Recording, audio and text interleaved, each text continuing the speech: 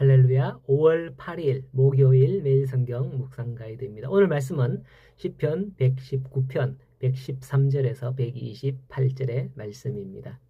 사람은 십진수로 숫자와 만물들을 인식을 한다 그러죠.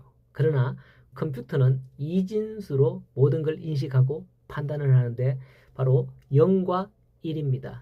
0과 1의 조합으로 컴퓨터는 연산을 하고 결과를 빠르게 도출하게 되는데도 0과 9를 가지고 0, 1, 2, 3, 4, 5, 6, 7, 8, 9이 가지고 판단하는 사람보다도 더 정확하게 빠른 답을 내놓죠.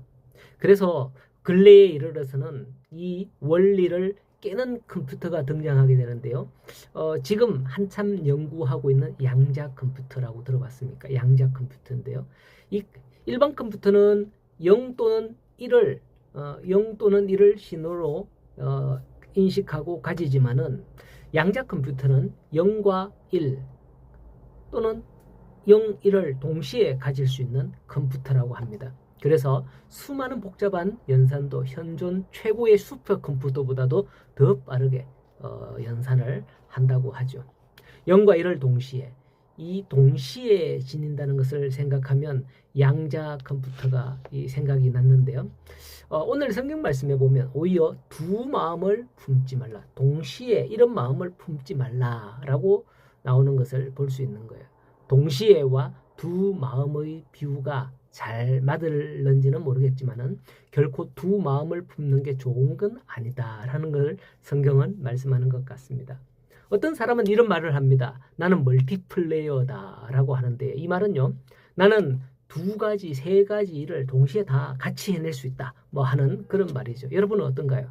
저는 안 그런 것 같은데, 저는 제가 우리 딸에게 항상 말합니다. 야, 공부할 때는 음악을 틀어놓고 하면 안 돼. 집중력이 떨어지잖아. 분산이 돼. 정신이, 신경이 분산이 돼. 이렇게 하는데도 음악을 켜놓고 공부하는 걸 봅니다.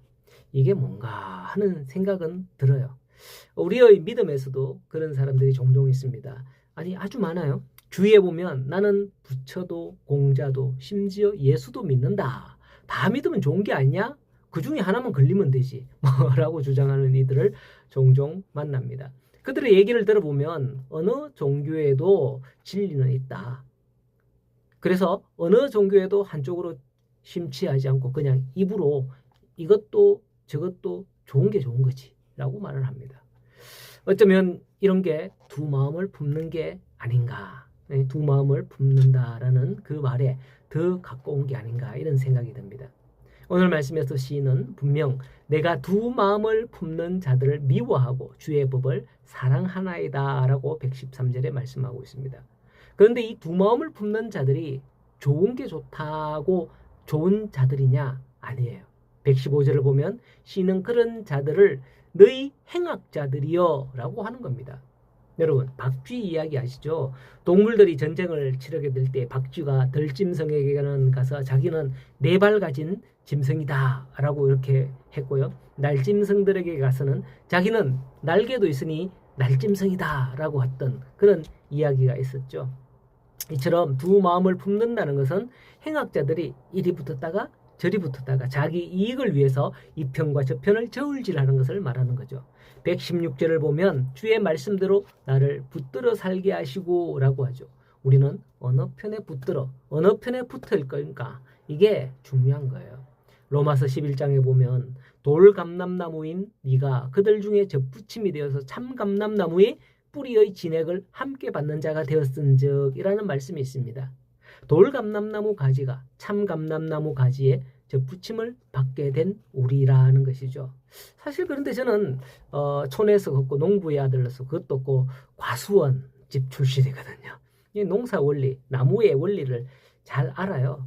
이 농사의 원리대로 말하자면 절대 돌감람나무를 참감람나무에 접붙이지 않습니다. 오늘 마침 또 어버이날이군요. 마트에 가니까요. 벌써 수박이 한가득 막 나와 있던데요. 수박이 상당히 비싸더라고요. 근데 그 수박 크게 만들기 위해서 수박 묘종도 접붙여서 이런 큰 수박이 달리게 한다는 걸 아십니까?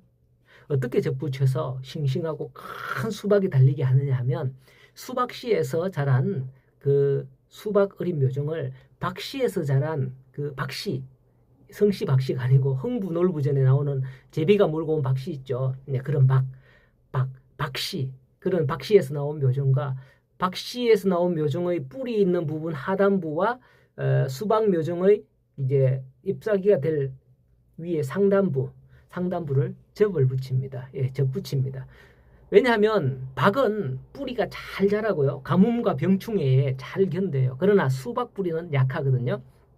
그래서 박씨 묘종에다가 수박 묘종을 접붙이는 겁니다. 근데 돌감람나무를 참감람나무에 접붙였다라는 것은 사실 반대로 한 거예요. 접붙임을 받은 돌감람나무 가지에서는 어떤 열매? 돌감람나무가 자라서 돌감람나무 열매밖에 안 맺혀요. 사실은 접붙임을 바로 하려면 반대로 해야 되는 거죠. 돌감람나무는 막 뿌리가 잘 자라고 이렇게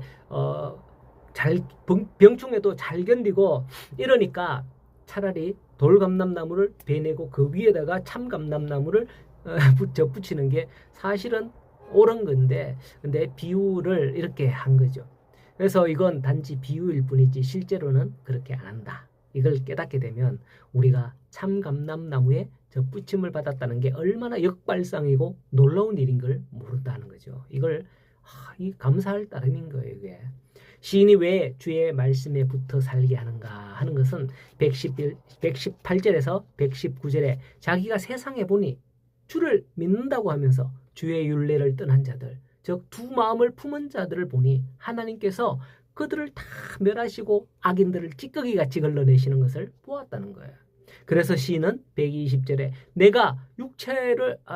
육체가 주를 두려워하고 주의 심판을 두려워한다. 나는 저 악인들과 같이 두 마음을 품지 않겠노라 다짐하는 겁니다. 하지만 그렇게 한다고 해서 시인의 삶이 형통하고 그랬냐? 지금까지 내용을 보면 그렇지는 않았다는 것을 우리는 알 수가 있습니다. 괴로움으로 주께 부르짖어도 주께서는 응답하지 않았었죠. 123절에서 고백합니다마는 내 눈이 주의 구원과 주의 의로운 말씀을 사모하기 피곤하나이다. 왜 피곤한가요? 하나님이 응답할 때까지 부르짖고 이렇게 하다 보니까 응답 안 하니까 막 피곤한 거죠. 계속 부르짖으니까. 자, 여러분, 우리의 피곤함은 무엇입니까? 주님으로 인해 피곤합니까? 아니면 세상의 일로 인해 피곤합니까? 이 질문은 잘 생각해 봐야 돼요. 대부분의 세상의 일로 인해 피곤하지 주님으로 인해서 피곤한 이들이 그리 많지 않거든요. 무슨 말이냐? 세상에서 내가 어떻게 살까? 무엇을 먹을까? 무엇을 입을까? 하는 마음 가운데 분주히 일했던 육체가 피곤하지, 시인처럼 악인들이 주의 말씀을 지키지 않은 것으로 인해서 그 괴로움으로 하나님께 기도하는데 하나님께서 드리는 그 기도가 속히 응답되지 않으므로 지금 내 영이 피곤하다라는 걸 고백하는 거죠.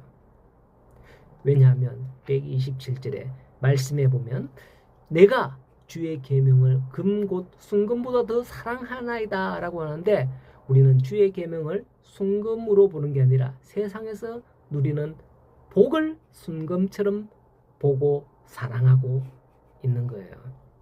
마태복음 13장에 보면